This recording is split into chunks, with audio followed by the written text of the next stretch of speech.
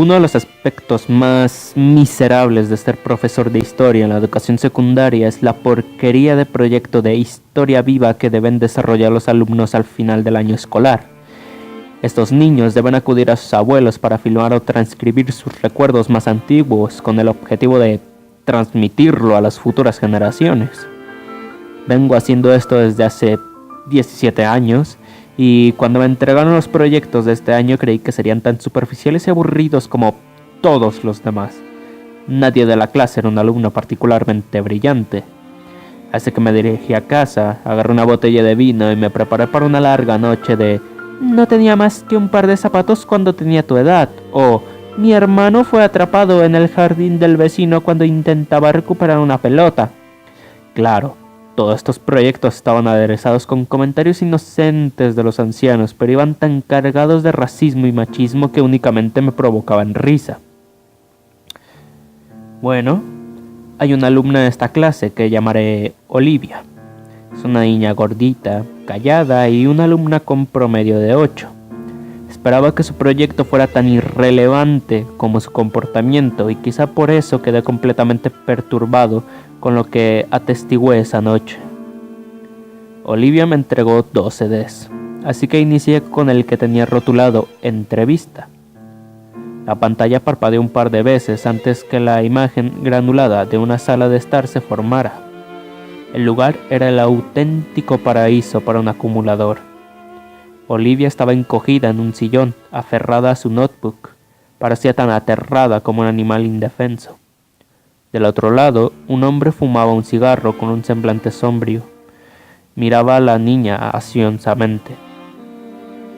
"Adelante", exclamó la voz de una mujer tras la cámara. Los ojos de búho de Olivia se orientaron hacia la lente de la cámara, después regresaron al hombre. Me encuentro aquí con mi tío abuelo Stephen. Empezó a decir la niña con una voz casi inaudible. Nos contará sus recuerdos más antiguos de la época en que estuvo en el ejército. A decir por la expresión del tío abuelo Stephen, creo que hubiera preferido estar en una maldita trinchera que frente a la niña, pero esperó pacientemente por las preguntas. No me resultó extraño que Olivia repitiera de forma casi robótica las sugerencias de preguntas que les presenté en clase. El hombre respondía de forma brusca. 1 o 2 veces escuché a su madre susurrar "habla más alto, Olivia", detrás de cámara. Así, me abordó la intriga cuando Olivia cerró el notebook y preguntó: ¿Te gustó estar en el ejército? Era una pregunta que salía completamente del guión. El tío abuelo Stephen exhaló una gran columna de humo. No. Sin embargo, me puse feliz cuando salí de la ciudad. ¿A dónde fuiste? Los Balcanes. Exclamó la niña. Dudé que Olivia supiera dónde se encontraban los Balcanes, y mis sospechas se confirmaron cuando preguntó: ¿Los Balcanes es muy lejos de aquí? Sí. La madre se aclaró la garganta detrás de la cámara, quizá para indicarle al tío abuelo Stephen que fuera un poco más específico. Pero Olivia parecía tener un interés auténtico. Tío Stephen, Le dijo. ¿cuál es tu peor recuerdo del ejército? El viejo amasó la colilla del cigarro en el cenicero y lentamente se levantó de su silla. Ahora regreso, Murmuró. La cámara se apagó. Cuando la imagen volvió, todo estaba como antes, a excepción de varias hojas de papel en folders plásticos que estaban sobre la mesa de centro. El hombre sostenía una entre las manos. Todavía era un niño cuando me enlistaron. Habló mientras miraba a Olivia. De la edad de tu hermano, comentó la madre. Olivia asintió con la cabeza. Nunca me involucré en combate. Serví en 2 ciudades al este de Europa que habían sido destruidas por guerras civiles. Me sentía como un velador. La madre fingió toser para censurar la palabra. El tío Stephen suspiró y observó el papel que tenía en la mano. Mi unidad fue designada para levantar una escuela que había sido destruida por la violencia. Ventanas rotas, aulas destruidas. Y, por alguna razón, lo que más me provocó resentimiento es que había estado así durante años. Nadie había levantado un solo dedo para arreglarla.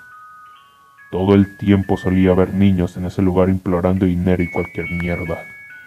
La cámara apuntó al suelo y pude escuchar a la madre susurrando algo en secreto al tío Stephen.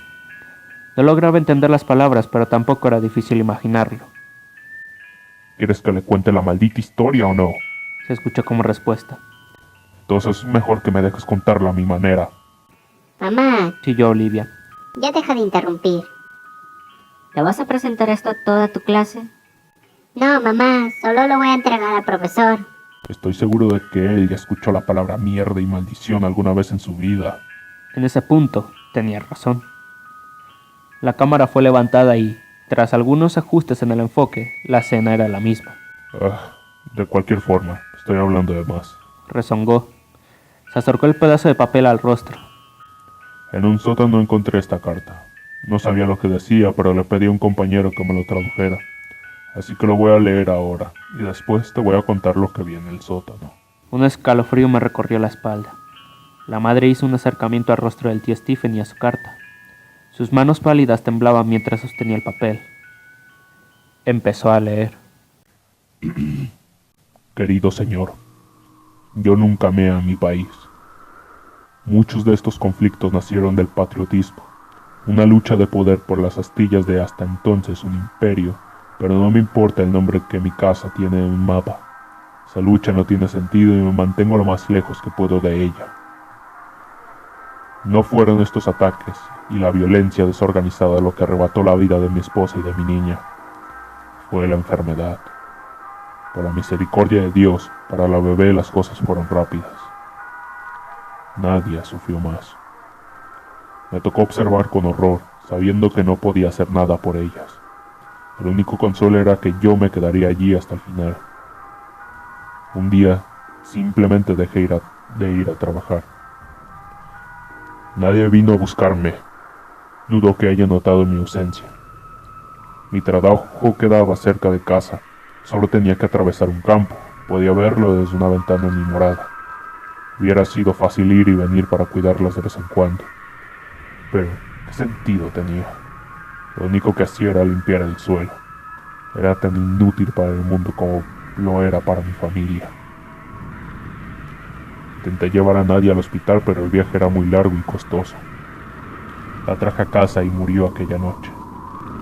Después que Nadia y el bebé se fueron, bueno, no recuerdo mucho. Apenas salía de mi cama, apenas comía o dormía. Pensaba demasiado en quitarme la vida, aunque parecía tentador. Me sentía paralizado por mi propia insignificancia. Lo único que me mantenía cuerdo era la radio. Jamás la apagaba, incluso sin escuchar las palabras que decían. En realidad, la estación que sintonizaba era en inglés, creo, pues no conozco ninguna palabra en ese idioma. Pero las voces, las canciones, el saber que la vida aún existía en aquella ciudad violenta me sostenía. No tengo idea de cuánto tiempo pasó hasta que volví a ver la luz del día. Estaba completamente hambriento, por lo que encontrar comida era mi mayor prioridad. Por supuesto, la radio vino conmigo. Iba conmigo a todas partes. Hablaba conmigo cuando dormía y cuando despertaba. No sabía lo que estaba diciendo, pero seguramente moriría conmigo. Entonces, cuando conseguí un poco de comida y agua, me di cuenta que lo único que podía hacer era volver a trabajar. Y así lo hice. A la mañana siguiente, simplemente regresé a la escuela donde trabajaba como celador y retomé mis actividades. A nadie pareció importarle. Como lo mencioné antes, nadie había enfermado desde hacía mucho tiempo, y los que laboraban en la escuela lo sabían. Me sentí agradecido de que nadie me apresurara a regresar al trabajo en los días más difíciles de mi vida. Los profesores nunca hablaron mucho conmigo, pero intercambiamos sonrisas en los pasillos, y ese respeto mutuo probablemente fue lo que me motivó a regresar. El lugar estaba hecho un asco sin mí, así que tomé la escoba y los trapos de mi armario y empecé a limpiar. Sé que todos se sentían agradecidos al tenerme de regreso. Y lo mejor era que a nadie le importaba mi radio. La llevo conmigo a todos lados y mantengo el volumen lo suficientemente bajo para no perturbar a los alumnos. Nunca nadie me reclamó. En realidad, creo que les gustaba. El terreno de la escuela no es muy grande, pero requiere de un gran mantenimiento. El suelo siempre está pegajoso y manchado, por lo que la mayor parte del tiempo me la paso limpiándolo con trapo. Los niños son descuidados y perezosos. Creo que esa es la única razón por la que conservo mi trabajo. En ocasiones tengo que mover las cosas de su lugar para asegurarme que todo está lindo y limpio, y siento orgullo de eso. Las reparaciones. La escuela siempre requiere de ajustes aquí y allá, y me siento feliz de poder ayudar. Algunos días estoy arreglando una mesa rota mientras escucho la radio, mientras que otras veces me encargo de cosas más serias, problemas estructurales. Hay días en los que tengo más trabajo como este. Me siento como una herramienta, un engranaje de una gran maquinaria. ¿Cómo pudo la escuela sobrevivir sin mí? Tardó bastante, pero nuevamente sentía que tenía un propósito en la vida. Atrás de la escuela hay una bodega repleta con alimentos en conserva. En lugar de un pago, tengo permiso de tomar toda la comida que yo quiera. Es un buen trato. De todas formas, ¿para qué quiero dinero? Antes solía llevar comida a casa, pero nadie parece notar que empecé a dormir en el sótano. La escuela es muy importante para mí y no puedo dejarla sin vigilancia. Cuando me siento atormentado por los recuerdos de mi esposa y mi bebé, le subo el volumen a la radio para alejar los malos pensamientos. Siempre funciona. Excepto hoy en la mañana. Pues, hoy por la mañana me desperté con un silencio mortal. De forma frenética revisé la radio para ver lo que había sucedido. Honestamente no sé si puedo decir la cantidad exacta de días que lo usé sin parar. ¿Será que dejó de funcionar naturalmente? Me pasé todo el día intentando repararla. La mayor parte de todo este tiempo me la pasé llorando. Me estoy volviendo loco sin la radio. Me puse un ultimátum a mí mismo. A la puesta de sol, si no lograba repararla, me mataría. Escribo esto porque la luz del sol muere lentamente y sé cuál será mi destino.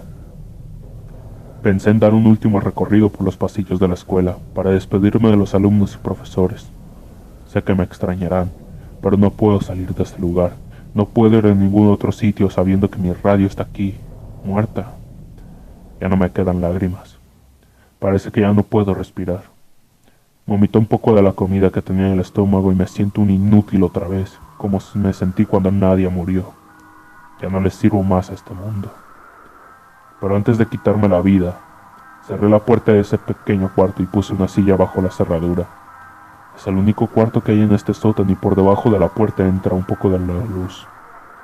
Lo suficiente para saber lo que estoy haciendo.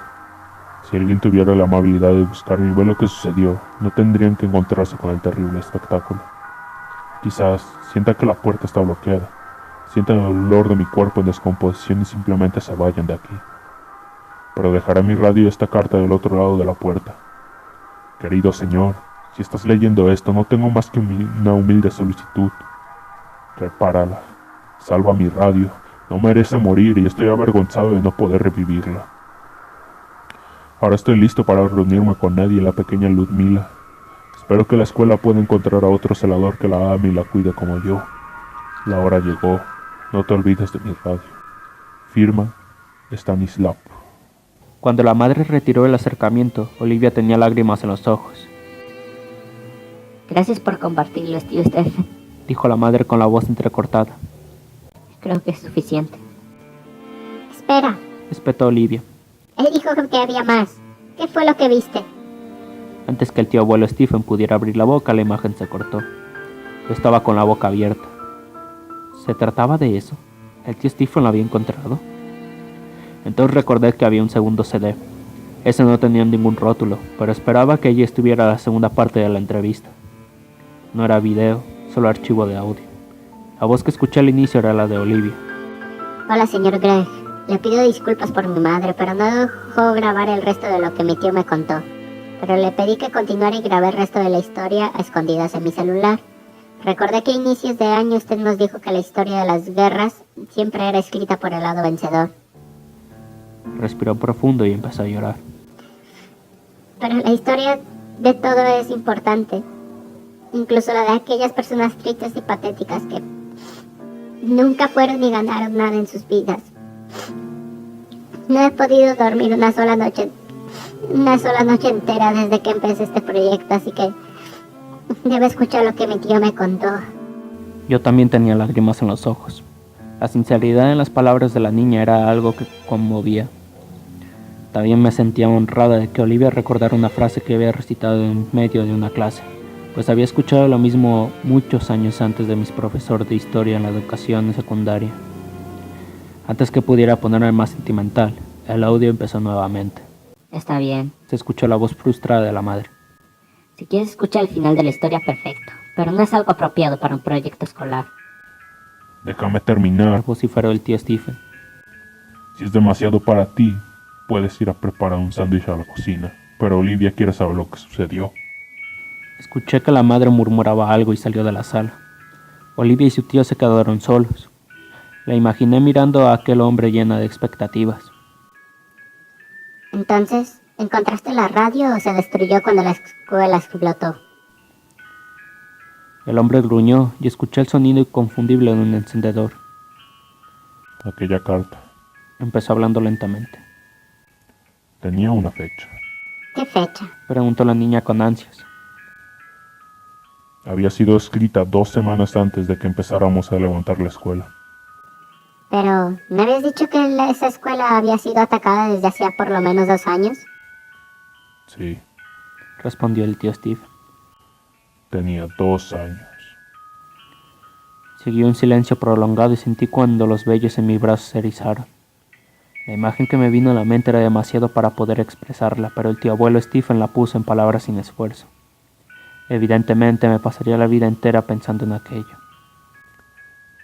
Ese hombre, ese Stanislav, entró en una escuela vandalizada, un lugar que se caía a pedazos para limpiar sangre y tripas como si fueran polvo y refresco derramado.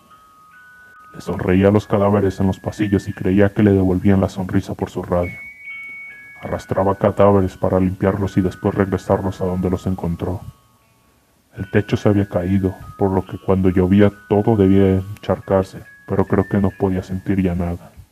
Pude escuchar a Olivia llorando fuertemente. Encontré la despensa a la que se refirió. Era comida en conserva que probablemente sabía mierda. La mayoría de los frascos tenían moho. ¿Viste su cadáver? Sí, ahorcado, pero aún parecía tan lleno de vida. No se estaba pudriendo. Aquello no había sucedido hace años. ¿Parecía en paz? Preguntó la niña con desesperación.